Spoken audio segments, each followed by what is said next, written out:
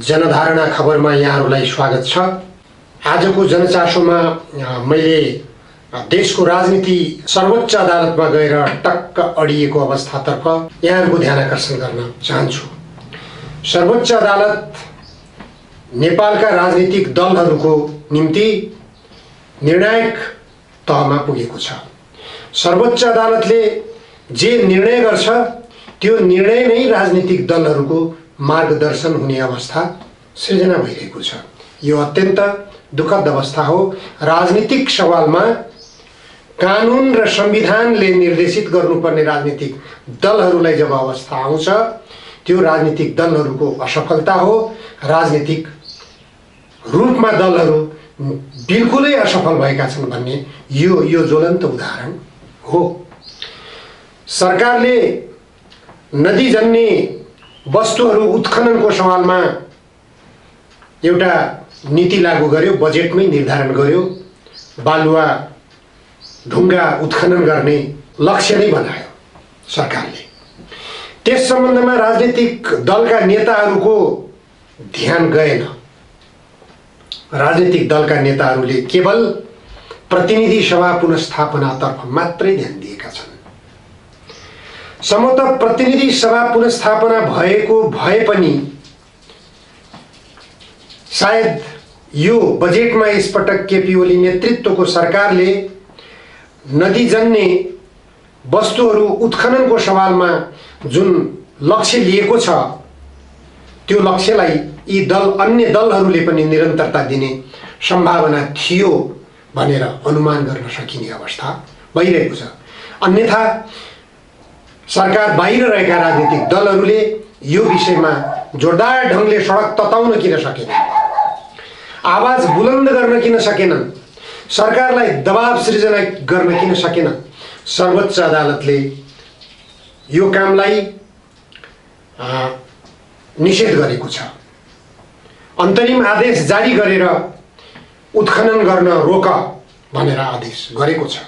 यसरी सरकारले गरिरहेका गलत कामहरू सच्याउनलाई सर्वोच्च अदालत बाहेक अरू कुनै पनि निकाय हाम्रो देशमा छैन। यसबाट एउटा पुष्टि के भइरहेको छ भने सरकारलाई अथवा नेपालका राजनीतिक दलहरूलाई सत्मार्गमा डोर्याउनको निम्ति, उनीहरूले गरेका गल्तीहरू सच्याउनको निम्ति एउटा निकाय आवश्यक रहेछ। अहिले सर्वोच्च अदालत जो राजनीतिक दलहरूको एउटा केन्द्रबिन्दु बनेको छ, राजनीतिक दलहरू बीच सृजना भएको झगडा सुल्झाउने एउटा ठाउँ बनेको छ, यसले पनि यो कुरालाई पुष्टि गरिरहेको छ। मैले यसो भनिरहँदा राज संस्थाको निरन्तरता चाहनेहरूको निम्ति बल पुग्न सक्दछ। राज संस्थाले दलका नेताहरूबाट अथवा सरकारबाट भएका गल्ती कमजोरीहरूलाई सन्तुलनमा राखेर अगाडि बढेको रहेछ भनेर आज हामी विश्लेषण गर्न पर्ने अवस्थामा पुगिसकेका छौँ। तथापि राज संस्था इतिहास बनिसकेको छ। नेपालको परिप्रेक्ष्यमा राज संस्था देशको निम्ति आवश्यक छ कि छैन भन्ने बहस चलिरहेको छ। एक पक्षले त्यसलाई पनि बहस चलाइरहेका छन्, राज संस्था पुनर्स्थापनातर्फ जोड दिइ पनि रहेका छन्। त राजनीतिक दलहरू जसले राज संस्था विघटनको निम्ति प्रयास गरे र देशमा गणतन्त्र आफूहरूले ल्याएको भनेर दाबी गरिरहेका छन्, उनीहरूमा त्रास सृजना भइरहेको छ कि विदेशी शक्तिले राज संस्था पुनर्स्थापना गरिदिन्छ कि भन्ने त्रासले घर गरिरहेको छ। विदेशीहरूले पुनर्स्थापना गरेर यदि राज संस्था पुनर्स्थापना हुन्छ भने राजनीतिक दलहरू, राजनीतिक दलका नेताहरूले नेपालमा राजनीति गर्न छोडे हुन्छ। राजनीतिक दलका नेताहरूले देशको हितमा र जनताको चाहना अनुसार राजनीति गरेको भए जनताको भावना राजनीतिक दलहरूसँग अत्यन्त निकट भएर जान्थ्यो। राजनीतिक दलहरूका एजेन्डामा निश्चित रूपमा नेपाली जनता लामबद्ध भएर लागिरहेका हुन्थे। आज सडकमा राजा आऊ देश बचाऊ भनेर नारा लाग्नु, हिजो बन्दुक बोकेका कार्यकर्ताहरू समेत, गणतन्त्रको निम्ति बन्दुक बोकेका कार्यकर्ताहरू समेत राजा आऊ देश बचाऊ भनेर सडकमा उफ्रिनु पर्ने अवस्था किन सिर्जना भयो भन्ने बारेमा राजनीतिक दलका नेताहरूले सोच्न जरुरी छ। राजनीतिक दलका नेताहरूको अहिले देखिएको छ भनेपछि प्रतिनिधि सभा पुनर्स्थापना। प्रतिनिधि सभा पुनर्स्थापना भएपछि हुने के हो?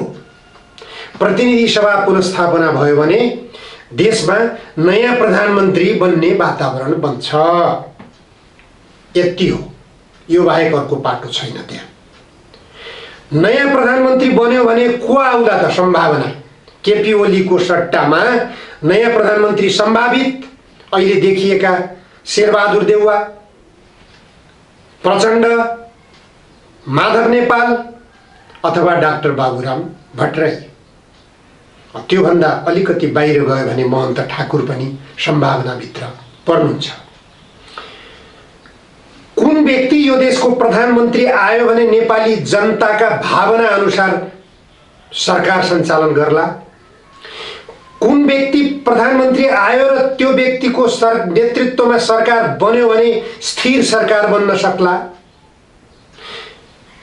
कुन व्यक्तिको नेतृत्वमा बनेको सरकारले नेपालका कृषकहरूको आवश्यकतालाई ध्यानमा राखेर नेपालमा रासायनिक मलहरूको उत्पादन गर्ने विभिन्न क्षेत्रहरूमा कारखाना खोल्नतर्फ ध्यान देला? समयमा बिउ बिजनहरू किसानहरूलाई उपलब्ध गराउने वातावरण कुन प्रधानमन्त्रीले गर्न सक्ला? कुन प्रधानमन्त्री आयो भने सुकुम्बासी बस्तीमा डोजर लगाएर बस्ती उजाड बनाउने गतिविधिलाई रोक्ला अथवा सुकुम्बासीहरूलाई बसोबासको निम्ति वैकल्पिक व्यवस्था बनाउला? कुन व्यक्तिले, कुनै व्यक्तिले गर्ला भनेर आशा गर्ने ठाउँ छैन, किनभने सबै टेस्ट भइसकेका प्रधानमन्त्रीहरू हुन्। सबैले जनताको आवश्यकतातर्फ ध्यान दिएको पाइएन। कुनै पनि प्रधानमन्त्रीले देशमा कृषकहरूलाई आवश्यक हुने मल उत्पादनतर्फ ध्यान दिउँ, बिउ बिजनतर्फ ध्यान दिउँ, जोता किसानहरूको जमिनमा स्वामित्व कायम गरौँ। राजा महेन्द्रले कमसेकम त्यति गरेका थिए, जमिनदारहरूको स्वामित्वमा रहेको जमिनलाई जोता किसानको स्वामित्व गराउने कमसेकम जनहितकारी कदम राजा महेन्द्रले चालेका थिए।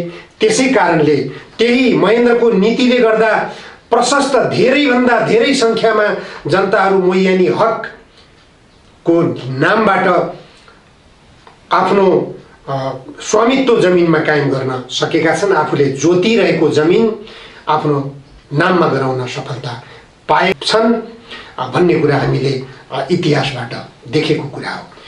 त्यो पक्षलाई निरन्तरता दिनु त कहाँ हो, त्यसलाई पनि रोकियो। किसानहरूको हिततर्फ कुनै पनि सरकारले ध्यान दिएन। कम्युनिस्ट आवरणका व्यक्तिहरू प्रधानमन्त्रीको रूपमा देशमा बसेपछि उनीहरूबाट त केही होला भनेर आशा नेपाली जनताले गर्नु स्वाभाविक हो। तर कुनै पनि कम्युनिस्ट आवरणका प्रधानमन्त्रीहरूले न किसानको हितमा काम गरे, न मजदुरको हितमा काम गरे, न राष्ट्रिय स्वाधीनताको सवालमा केन्द्रित रहेर कुनै नीति बनाउन सफलता हासिल गरे। अरू त कुरा छोडौँ, प्राकृतिक सम्पदा उत्खननको सवालमा समेत सर्वोच्च अदालतले आदेश गरेर मात्र सरकारलाई रोक्नुपर्ने अवस्था सिर्जना हुन्छ भने दलहरूको निरीहता कहाँ पुगेको छ भन्ने कुरा यसैबाट पनि स्पष्ट हुन्छ। यो अवस्था किन सिर्जना भयो फेरि पनि म दोहोर्याउन चाहन्छु कि दलका नेताहरूले राष्ट्रिय हितमा कुनै पनि काम गर्न सकेनन्। अरू त अरू, मूल कानुन, देशको मूल कानुन संविधान समेत राष्ट्रिय हितलाई ध्यान दिन सकेनन्। नेपाली जनताको सर्वोपरि हितलाई ध्यान दिएर संविधान निर्माण गर्न सकेनन्। यसबाट देश विदेशीहरूको कब्जामा जाँदैछ भन्ने कुरा स्पष्ट छ।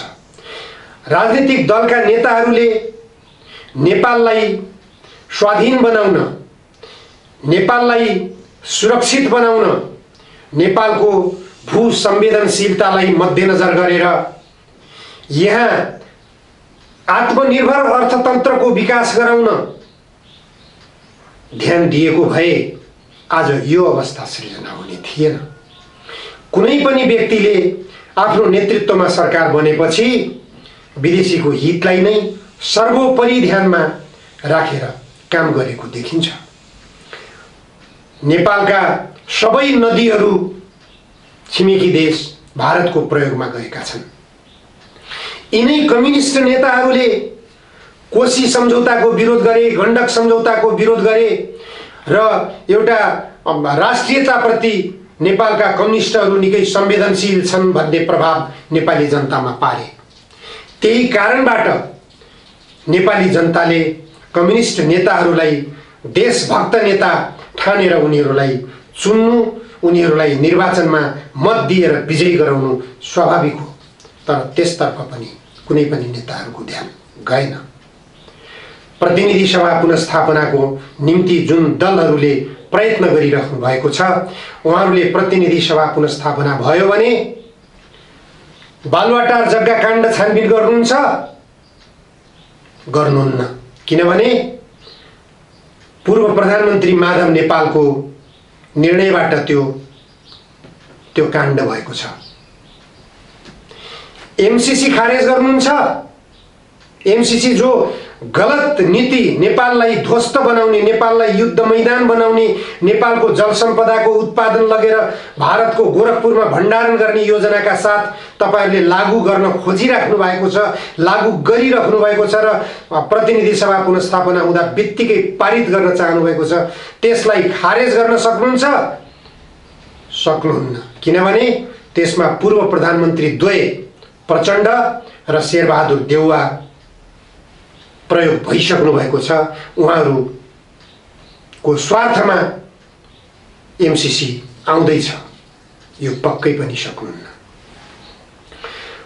बाबुराम भट्टराई प्रधानमन्त्री बन्नुभयो भने भारतसँग गर्नुभएको विप्पा सम्झौता खारेज गर्न सक्नुहुन्छ? सक्नुहुन्न। महाकाली सन्धि खारेज गर्न सक्नुहुन्छ, जुन सन्धिकै कारणबाट अहिले न त त्यो महाकाली सन्धि कार्यान्वयन भएको छ, न त त्यो महाकाली सन्धिकै कारणबाट भारतले दाबी गर्न खोजिरहेको लिपुलेक, लिम्पियाधुरा, कालापानी क्षेत्रलाई हामीले बचाउन सक्ने आधार बनाउन सकिरहेका छौँ। त्यो सन्धि खारेज गर्न सक्नुहुन्छ? सक्नुहुन्न। माथिल्लो कर्णाली कति वर्ष भयो भारतको जिम्मामा लगाएको? किन निर्माण कार्य सुरु हुन सक्दैन? माथिल्लो कर्णाली सम्बन्धी सम्झौता खारेज गर्न सक्नुहुन्छ? प्रत्येक वर्ष किन नवीकरण भइरहन्छ? त्यो प्रतिनिधि सभा पुनर्स्थापना भएपछि यी राष्ट्रघाती कामहरू जो भएका छन् विगत कालमा, ती संशोधन गर्ने, ती सच्याउने हिम्मत कुनै पनि सम्भावित प्रधानमन्त्रीले गर्न सक्ने अवस्था छैन। त्यसकारण प्रतिनिधि सभाको पुनर्स्थापना के को लागि?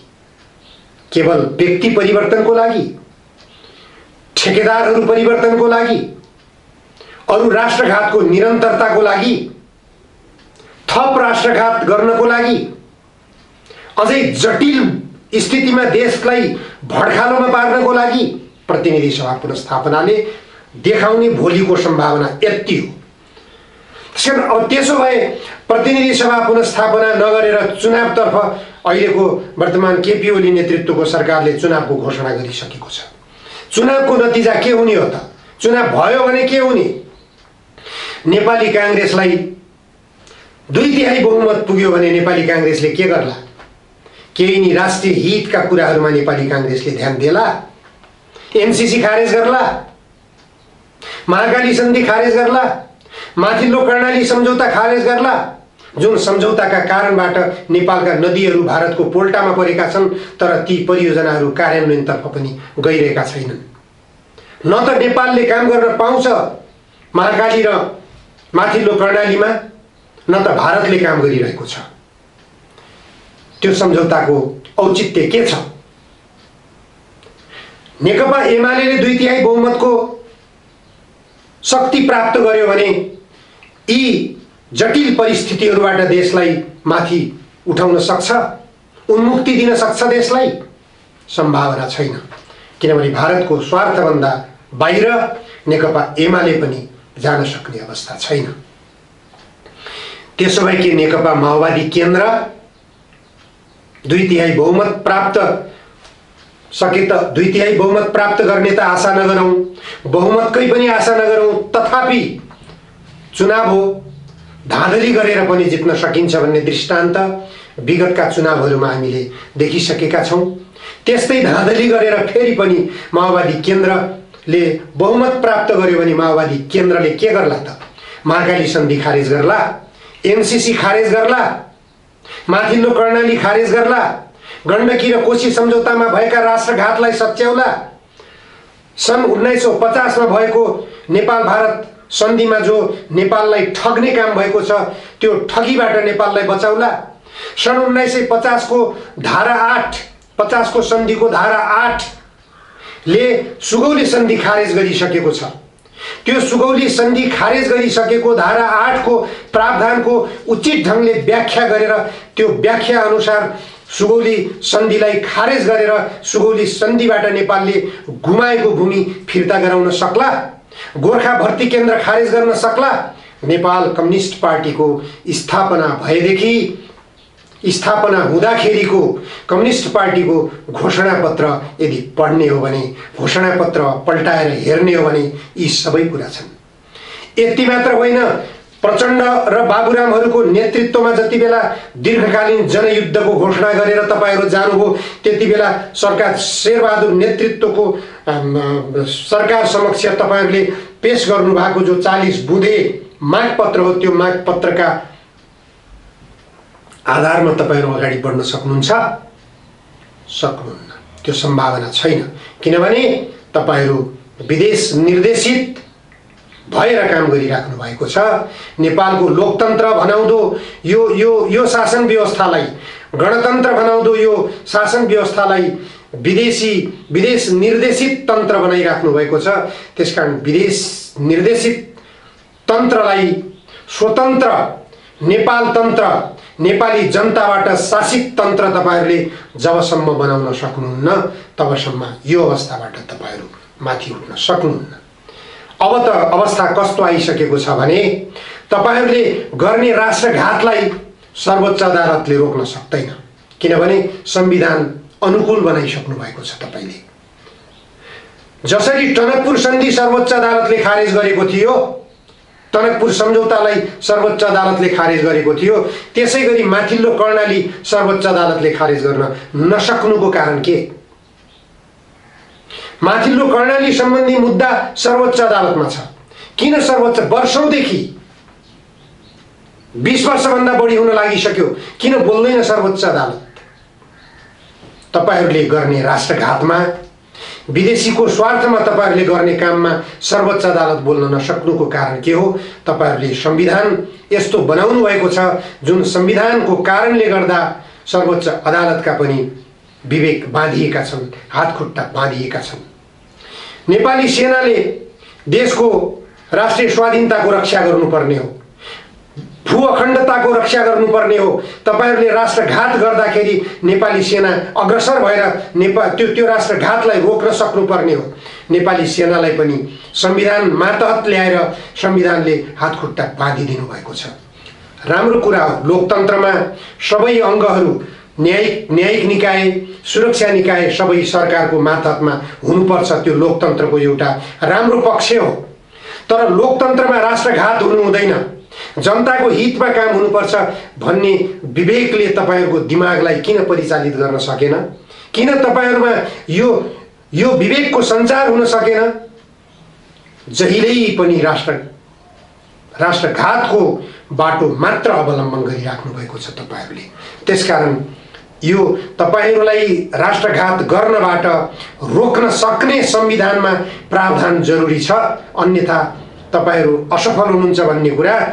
यो अहिले तपाईहरुको झगडा, दलहरुको झगडा जो सर्वोच्च अदालतमा गएर केन्द्रित भइरहेको छ र सर्वोच्च अदालतले पटक पटक निर्णय गर्दा पनि तपाईहरुको झगडा टुङ्गिँदैन, यसैबाट पनि पुष्टि भइरहेको छ। संविधानमा तपाईहरूले व्यवस्था गर्नुहोस्। तपाईहरूले आफूलाई सर्वाधिकार सम्पन्न गराउनु भएको छ। तपाईहरूलाई रोक्न सक्ने अधिकार पनि यहाँ कसैलाई, कि त नेपाली जनतालाई दिनुस्, नेपाली सेनालाई दिनुस्, सर्वोच्च अदालतलाई दिनुस्, सर्वोच्च न्यायिक निकायलाई दिनुस्। अन्यथा तपाईहरूले यही सरकारले गरिरहेका राष्ट्रघात जन्ने कामहरू, तपाईहरूले ल्याप्चे लगाइरहेका राष्ट्रघात जन्ने कामहरू, भोलि तपाईले गर्न गइरहेका एमसीसी जस्ता राष्ट्रघात जन्ने जो कामहरू छन्, यी सबै कामहरूले निरन्तरता पाइरहनेछन् र नेपाली जनताले केही गर्न सक्ने अवस्था रहने छैन। सोच्नुहोस्, अझै पनि समय छ, घर्किसकेको छैन, भोलि केही पनि गर्न सकिने छैन। आजलाई यति मात्र।